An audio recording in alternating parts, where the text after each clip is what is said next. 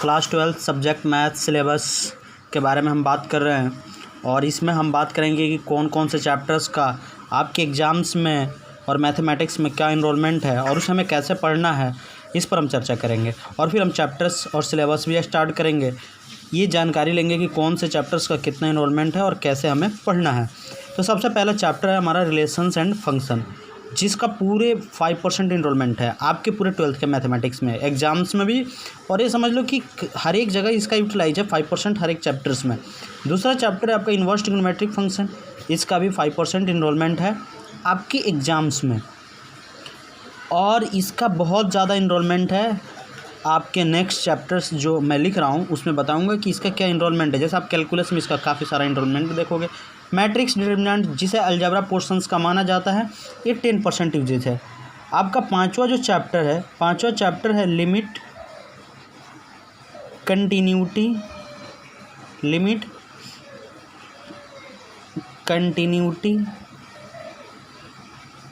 And differentiability.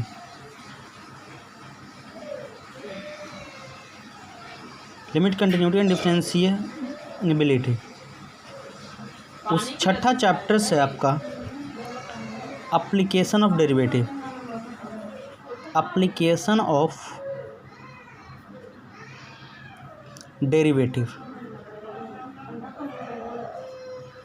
उसके बाद आपका सातवां चैप्टर है इंटीग्रेशन या इंटीग्रल कैलकुलस, भी हम इसे कहते हैं इंटीग्रल कैलकुलस। आठवां चैप्टर है application of integration,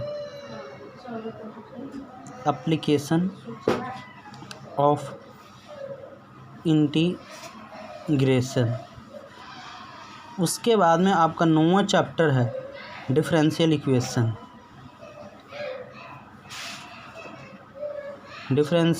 equation. 10वां chapter है आपका वेक्टर। 11वां चैप्टर है आपका 3D, three dimensional geometry.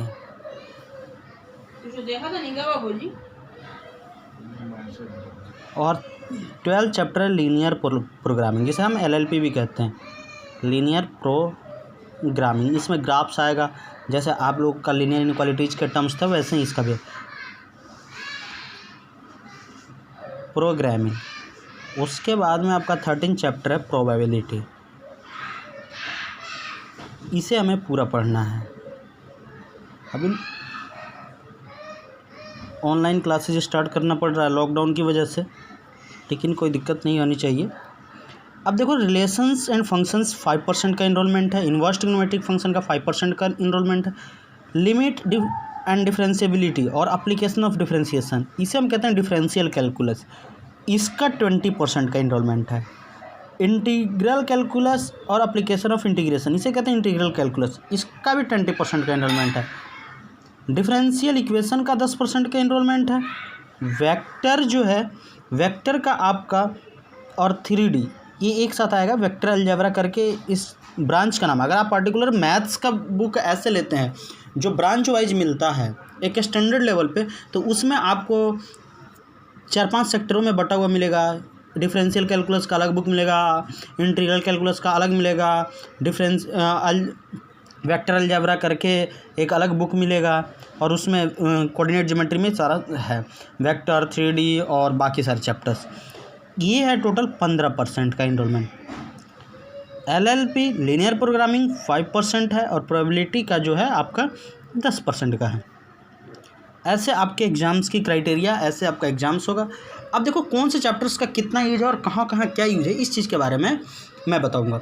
Relation and functions का भरपूर यूज है कैलकुलस में, और इन्वर्स ट्रिग्नोमेट्रिक फंक्शन, और जैसे ट्रिग्नोमेट्री का और आपने कोऑर्डिनेट ज्योमेट्री जो 11th में पढ़ा है उसका भरपूर यूज है। ट्रिग्नोमेट्री का तो हर एक जगह यूज है, कैलकुलस के डिफरेंशियल पार्ट और इंटीग्रल में, दोनों में। लेकिन एप्लीकेशन ऑफ इंटीग्रेशन जब आप पढ़ेंगे तो वहाँ पे कोऑर्डिनेट ज्योमेट्री के जो हमारे पैराबोला, इलिप्स, हाइपरबोला, सर्कल, जितने भी इक्वेशंस हम पढ़े थे उन सारे इक्वेशंस के अकॉर्डिंग उनका एरिया निकालना, एक आपका डायग्राम आएगा, इन सारी चीज़ों के बारे में उस चैप्टर्स में हमें पढ़ना है। तो ऐसे करके हर एक चैप्टर्स का इंट्रोडक्शंस है और सारे चैप्टरों पे हम बारी बारी से विचार करेंगे।